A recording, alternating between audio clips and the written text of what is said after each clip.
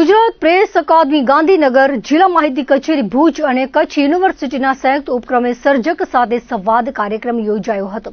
કચ્છ યુનિવર્સિટીના હોલ ખાતે યોજાયેલા કાર્યક્રમમાં પત્રકારની કડીએ યુવાનો અને સર્જકોનું સંવાદ વિષય પર માર્ગદર્શન આપવામાં આવ્યું હતું.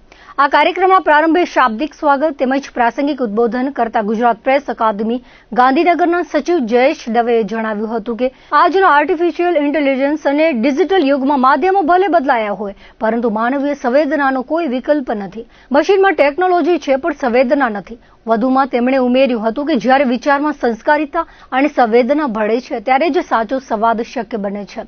તેમણે ભાષા શુદ્ધિ અને સજ્જતા પર વિશેષ ભાર મૂક્યો હતો અને જણાવ્યું હતું કે પત્રકારત્વ અને સાહિત્યમાં શુદ્ધ શબ્દોનો ઉપયોગ અત્યંત જરૂરી છે. આજે રીલ અને પોસ્ટના જમાનામાં દરેક વ્યક્તિ સોશિયલ મીડિયા દ્વારા પત્રકારત્વનું કામ કરી રહી છે, ત્યારે સત્ય અને સજ્જતા સાથે લેખન કરવું એ સમયની માંગ છે. 21મી સદીના વાચક અને છેવાડાના માનવી સુધી સાચો અને અસરકારક સંદેશ પહોંચાડવાની જવાબદારી પણ સર્જકો અને પત્રકારોની છે. રાજકોટ અને જૂનાગઢ ઝોનના સંયુક્ત માહિતી નિયામક મિતેશ મોડાસિયાએ જણાવ્યું હતું કે યુવાનોને વડાપ્રધાનના વર્ષ 2047 સુધીમાં વિકસિત ભારત બનાવવાના સંકલ્પને સાકાર કરવા સૌપ્રથમ વિકસિત ગુજરાતનું નિર્માણ કરવું પડશે, જેમાં યુવા પેઢીની ભૂમિકા અને જવાબદારી અત્યંત મહત્વપૂર્ણ છે.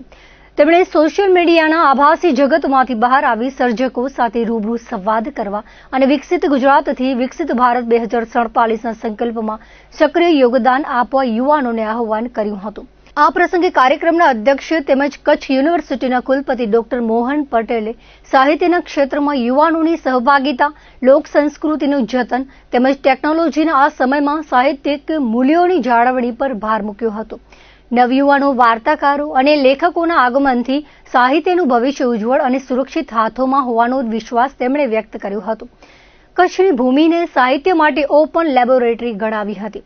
કચ્છના સાહિત્યને આગળ ધપાવવામાં શૈક્ષણિક સંસ્થાઓનું યોગદાન અગત્યનું છે. તેમણે એઆઈ ટેકનોલોજીના કારણે પુસ્તકો અને સાહિત્યિક સંપદા સામે ઉભેલા પડકારો અંગે સૌને માહિતગાર કર્યા હતા. સાહિત્યના માધ્યમથી માત્ર પદ જ કે ડિગ્રી નહીં, પરંતુ એક ઉત્તમ માનવી બનીને સમાજમાં યોગદાન આપવા માટે વિદ્યાર્થીઓને પ્રેરણા પૂરી પાડી હતી. કવિ અને કટાર લેખક જયંતિ જોશી શબાબે સર્જન અને પત્રકારત્વના સમન્વય પર પ્રકાશ પાડ્યો હતો અને સચોટ અને જવાબદારી ભર્યા પત્રકારત્વ માટે દ્રવ્યાત્મક, રૂપાત્મક અને ભાવાત્મક પ્રલોભનો અને પ્રતિકૂળતા વચ્ચે કામ કરવાના ગુણો કેળવીને સાતત્યપૂર્ણ કામ કરવા પર ભાર મૂક્યો હતો. તેમણે જણાવ્યું હતું કે સમાજમાં જ્યારે અફવાઓ અને અસત્યનું ઝેર ઝડપી ફેલાતું હોય ત્યારે પત્રકાર સમાજને બચાવવાનું અને સત્યને ટકાવી રાખવાનું મહત્વપૂર્ણ કાર્ય કરે છે. તેમણે રૂબરૂ મુલાકાત અને આંતરિક સંવાદના મહત્વ પર ભાર મૂકતા કહ્યું હતું કે સર્જક સાથેનું પ્રત્યક્ષ મિલન જ જ્ઞાન તથા સરસ્વતીની સાચી આરાધના છે.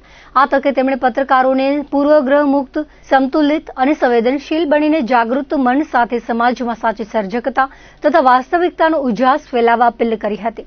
યુવા વાર્તાકાર, કટાર લેખક અજય સોનીએ વક્તવ્ય આપતા જણાવ્યું હતું કે સર્જક કોઈ જુદી દુનિયાનો વ્યક્તિ નથી હોતો, પણ તે પોતાના અનુભવ જગતને કળામાં રૂપાંતરિત કરી શકે છે. લેખન એ સતત અભ્યાસનો વિષય છે.